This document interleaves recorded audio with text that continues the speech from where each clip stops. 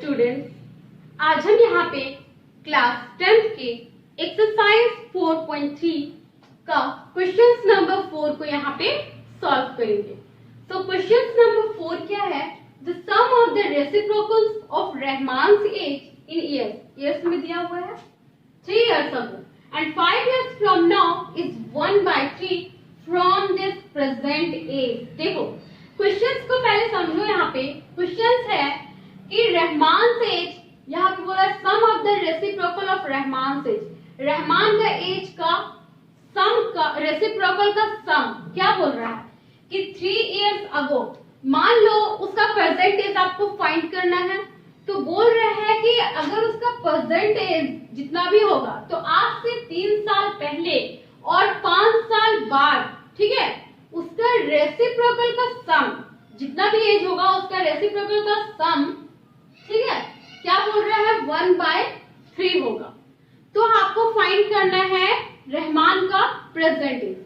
तो first of all हम यहाँ पे जिस चीज को सॉल्व करना होता है हम उसे ही लेट करते हैं।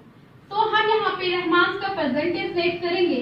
सो let the present age of Rahman, let the present age of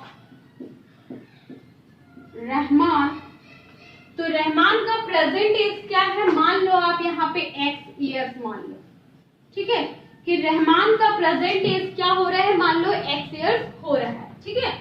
तो यहाँ पे क्वेश्चन के अकॉर्डिंग बोला है कि 3 years ago, ठीक है, 3 साल पहले जो रहमान का एज था 3 years ago, his age was, ठीक है, तो उसका एज क्या होगा 3 साल पहले, अभी प्रेजेंट में x है तो 3 साल पहले 3 years कम होगा ना, तो x - 3 years होगा, x - 3 years था, ठीक है। और अब उसके बाद बोला है 5 years from now, तो यहाँ पे लिख सकते हैं after 5 years, after 5 years his age will, उसका एज क्या होगा? तो उसका एज 5 साल के बाद, अभी x हो रहा है तो 5 साल के बाद x + 5 years होगा ना, ये तो क्लियर है। मान लो अभी मेरा एज x years हो रहा है तो आज से 3 साल पहले x - 3 होगा और आज से 5 साल के बाद x + 5 होगा, ये क्लियर है, ठीक है। तो बोला है कि इसका एज का, ठीक है, 3 साल पहले का एज का और 5 साल बाद का जो एज होगा उन दोनों का रेसिप्रोकल का सम 1/3 होगा अगर, तो रहमान का एज क्या होगा प्रेजेंट एज। तो हम यहाँ देखो अकॉर्डिंग टू क्वेश्चंस देखते हैं। तो देखो रहमान का 3 years ago का एज है x/3, है ना, बट इसका रेसिप्रोकल क्या होगा? तो 1/x - 3 होगा, ठीक है। इसका और 5 years बाद क्या होगा रेसिप्रोकल? 1/x + 5 होगा। इन दोनों रेसिप्रोकल का क्या बोला है? सम क्या होगा? 1/3 होगा। तो आपको फाइंड करनी है प्रेजेंट एज। आई थिंक ये क्लियर हो गया होगा कि कैसे मैंने यहाँ पे लिखा है। तो आपको क्या करना है, इससे क्वाड्रेटिक इक्वेशंस बनाना है। It's very easy. देखो आप यहाँ पे जो x - 3 और x + 5 है, इसे हम एलसीएम लेंगे और एलसीएम लेने का तरीका होता है कि इसे हम एज अ प्रोडक्ट यहाँ पे लिखेंगे, सिंपल x - 3 और x + 5। ओके, तो अब देखो यहाँ पे 1 है, यहाँ पर भी 1 है, x - 3 है, तो यहाँ पर हो जाएगा सिर्फ x + 5 एंड यहाँ पे प्लस है, यहाँ पे x + 5 है, यहाँ पे x + 5 है, तो यहाँ पे हो जाएगा x - 3, ठीक है, इक्वल में 1/3, ठीक है। अब देखो आप यहाँ पे आप क्या करेंगे, हम इसे मल्टीप्लाई करेंगे। तो देखो आप यहाँ पे अगर हम इसे मल्टीप्लाई करते हैं, यहाँ पर देखो x - 3 है एंड x + 5 है। जब हम x को x से मल्टीप्लाई करेंगे फिर x को 5 से करेंगे, तो x को x से करेंगे तो x², ठीक है, फिर x को 5 से करेंगे तो 5x, फिर -3 को x से करेंगे तो -3x एंड -3 को 5 से करेंगे तो -15। ओके, अब ऊपर देख लेते हैं x + 5 है तो x + 5 + x - 3 और इक्वल में 1/3। यहाँ तक क्लियर होगा आपको, ठीक है। अब इसके बाद का हम यहाँ पे देखते हैं। तो मैं काम करती हूँ, मैं इसे यहाँ पे रख देती हूँ। Okay,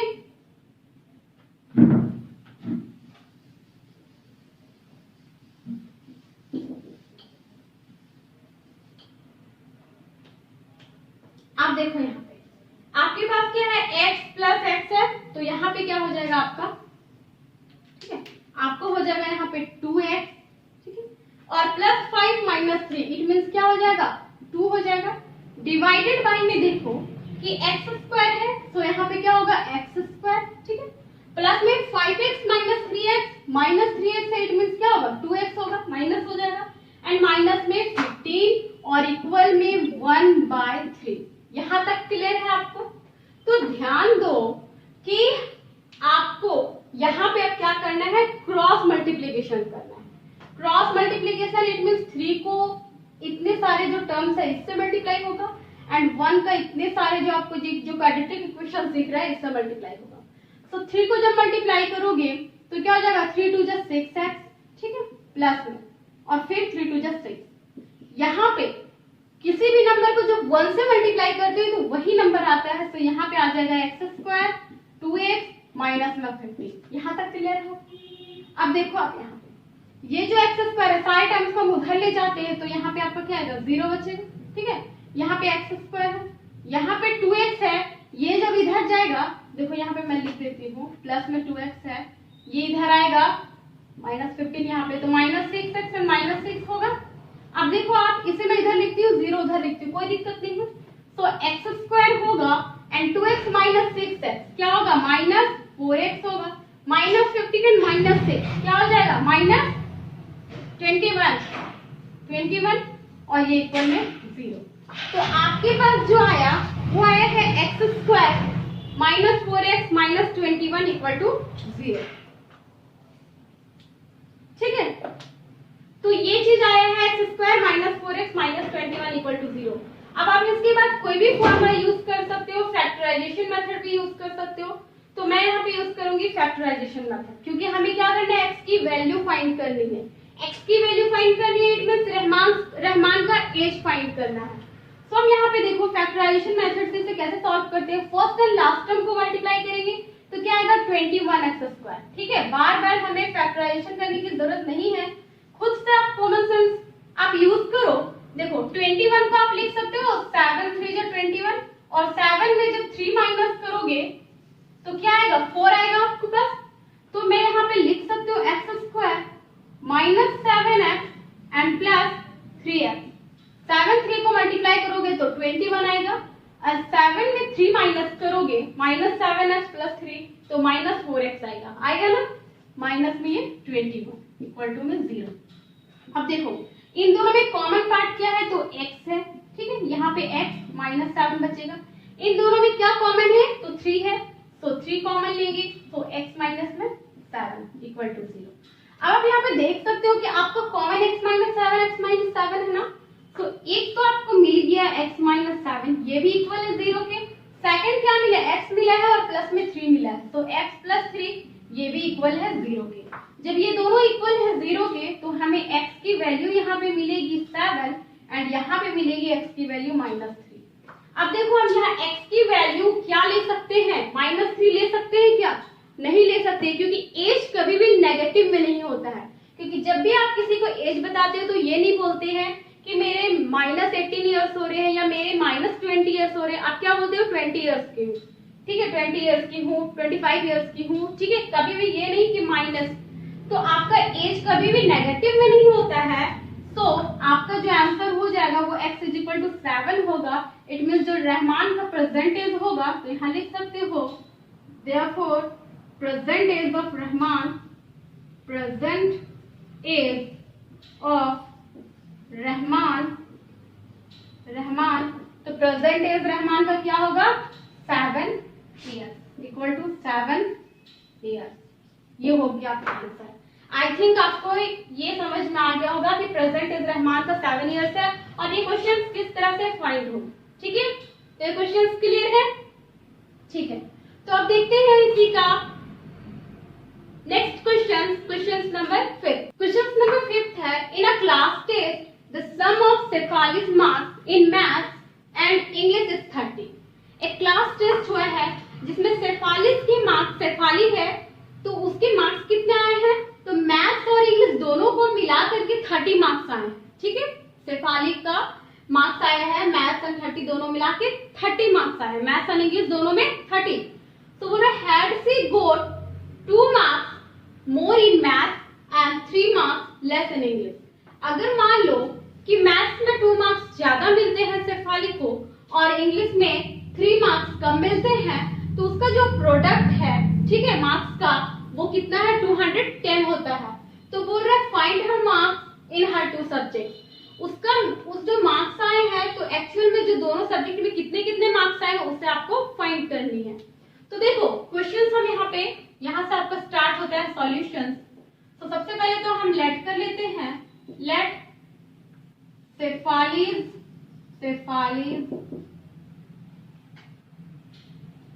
marks in maths. ठीक है, मान लो कि मैथ्स में शेफालीज के x मार्क्स आए, हमें नहीं पता कितने मार्क्स आए हैं, तो हम x मार्क्स यहाँ पे कंसीडर कर लेते हैं and Shefali's marks in English. और अगर इंग्लिश की बात करें तो देखो आप यहाँ पे एक चीज तो बता दिया है कि मैथ्स और इंग्लिश दोनों को मिला करके यहाँ पे शेफाली के जो मार्क्स आ रहे हैं वो 30 आ रहे हैं, मैथ्स और इंग्लिश, ठीक है, दोनों को मिला करके 30 आ रहे हैं।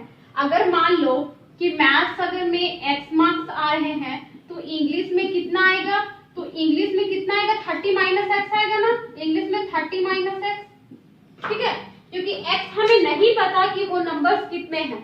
मान लो मेरे x नंबर आ रहे हैं और दोनों को, मैथ्स और इंग्लिश दोनों को मिलाकर 30 आ रहे हैं, तो इसमें से 30 को अगर माइनस कर दे मैथ्स वाले मार्क्स को, तो जितना बचेगा उतना इंग्लिश का मार्क्स आएगा।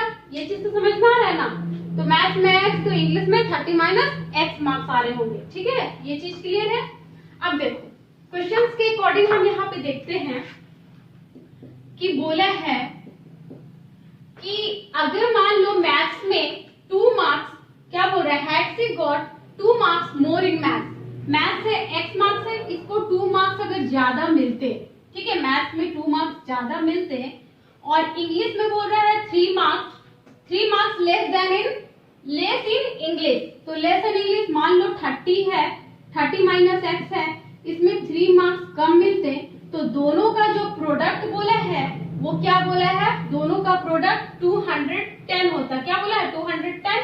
तो यहाँ पे हम 210 लिखते हैं। ठीक है, इससे हमारा क्या होगा, एक क्वाड्रेटिक इक्वेशन फाइंड होगी, देन हमें शेफाली के मैथ्स के मार्क्स और इंग्लिश के मार्क्स यहाँ पे पता चल जाए। तो देखो हम यहाँ पे क्या करेंगे, सबसे पहले तो यहाँ देखो x प्लस 2 यहाँ पे सेम एज इट इज लिखेंगे। उसके बाद यहाँ पे 30 माइनस x माइनस 3। तो 30 में जब आप 3 को माइनस करोगे तो आपके पास आएगा 27 माइनस x आएगा इक्वल में 210। ओके, यहाँ तक क्लियर है। उसके बाद देखो x को 1 टाइम x 27 से मल्टीप्लाई करेंगे, सेकंड टाइम क्या करेंगे, x से मल्टीप्लाई करेंगे। तो x को 27 से करेंगे तो 27x, फिर x को माइनस x से करेंगे तो माइनस x स्क्वायर, 2 को 27 से करेंगे तो 54 आपका आएगा एंड 2 को माइनस x से करेंगे तो माइनस 2x। यहाँ तक क्लियर है, इक्वल में 210। ओके, नेक्स्ट देखो जो माइनस एक्स स्क्वायर है इसे यहाँ रहने देते हैं, माइनस 2x रहने देते हैं। सॉरी देखो यहाँ पे क्या है, 27x एंड माइनस 2x क्या आ जाएगा आपके पास, प्लस में 25x आएगा। यहाँ पे 54 है, प्लस में 54 है और इधर क्या है, माइनस 210 है, इसे इधर ले आएंगे तो क्या होगा, माइनस 210 इक्वल में 0। अब देखो आप यहाँ पे कि माइनस एक्स स्क्वायर का माइनस एक्स स्क्वायर, 25x है 25x, यहाँ पे 54 है माइनस 210 है। जब इसे माइनस करोगे ये तो सब्ट्रैक्ट होगा ना, प्लस माइनस माइनस, और माइनस क्या बढ़ा के आगे तो माइनस का साइन होगा। तो यहाँ पे कितना आएगा, 10 में 4 6 एंड यहाँ पे कितना हो जाएगा, 10 में 5 5 156 इक्वल में 0। यही चीज आएगा। अब आप यहाँ पे ध्यान दो कि जो फर्स्ट टर्म है वो नेगेटिव में है, तो नेगेटिव में होना नहीं चाहिए, तो इसके लिए क्या करेंगे, हम माइनस को कॉमन लेंगे। कॉमन लेने का मतलब क्या होता है, जो माइनस में वो प्लस में और जो प्लस में है वो माइनस में। तो यहाँ पे एक्स स्क्वायर होगा यहाँ प्लस में है तो -25x होगा एंड माइनस में है तो +156 इक्वल टू 0 होगा। तो ये हो गया आपका क्वाड्रेटिक इक्वेशन। अब हमें क्या फाइंड करनी है? अब हमें फाइंड करनी है x की values, it means maths, Shefali के मैथ्स के मार्क्स। तो आप यहाँ देख सकते हो कि यहाँ पे क्या है, first term and last term को जब मल्टीप्लाई करोगे तो क्या मिलेगा आपको 156। तो 156 का जब आप यहाँ पे 156 का यहाँ पे प्रोडक्ट करोगे तो आप देखो आपको क्या मिलेगा। तो यहाँ ध्यान दो, 2 7 जा 14,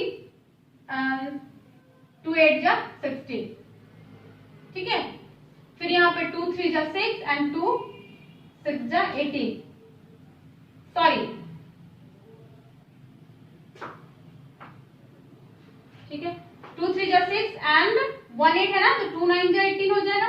अब यहाँ पे क्या जाएगा, 3 से जाएगा, 3 1 जा 3, 3 जा 9, तो यहाँ पे 13 1 जा 13। तो आप यहाँ पे देख सकते हो कि आपको यहाँ क्या मिला है, 2 मिला है, 2 मिला है, 3 मिला है, 3 मिला है। तो आपको इस तरह से देखो, जब 2 को 2 से मल्टीप्लाई करते हो और फिर 3 को करते हो तो 2 2 जा 4, 4 3 जा 12 और यहाँ पे क्या है आपके पास 13 है।